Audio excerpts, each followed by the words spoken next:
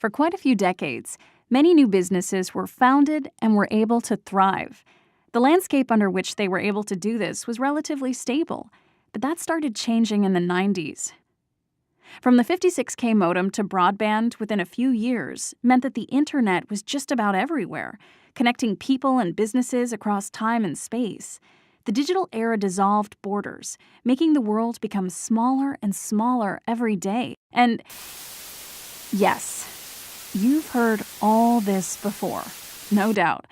The internet has taken over the world, and most companies know that the digital era is here to stay. Unfortunately, far too many companies don't take advantage of its possibilities or even understand the consequences for not keeping up with the digital evolution. In fact, there's a lot more than you might even realize. But with endless possibilities, the question to ask your company is, how do we identify the right digital initiatives for our company? To answer this, it's important to know the impact of each possibility, making sure that the direction your company takes is the right one, and that money is well spent. But how to identify the best way to go? Now that's the hard part. Don't just start building websites or apps. Start with creating a digital strategy. A digital strategy, when created and applied in the right way, will light up the direction for your company to take in order to become part of the digital age.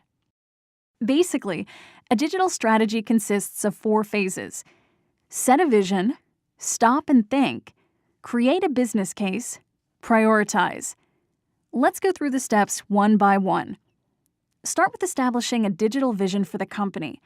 This vision indicates where the company would like to be or what it would like to accomplish digitally within a certain time frame. Naturally, a gap will appear. You now know where to go, but not how to get there. Instead, stop and think. Take a look at your business internally. For instance, are your processes working as you'd like them to? Is your business functioning at its optimum? And look externally. What are the needs and expectations of your customers or business partners? And lastly, look at the development within yours and other industries. What are the current trends? With that inspiration in mind, you move on to the business case. You want to make well-informed decisions about your digital investment based on data and not based on assumptions or neat ideas. Do some number crunching. It will reveal the correlation between new digital initiatives and their potential value to the company. In other words, what'll give the most for less? By doing the math, your company will start to focus on digital possibilities as true business development instead of just online marketing.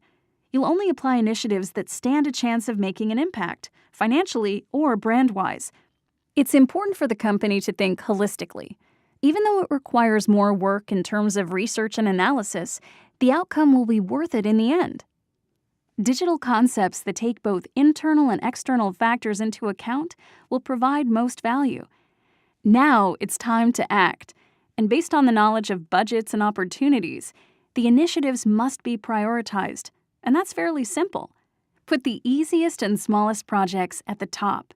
For each project, your organization will be better at executing digitally.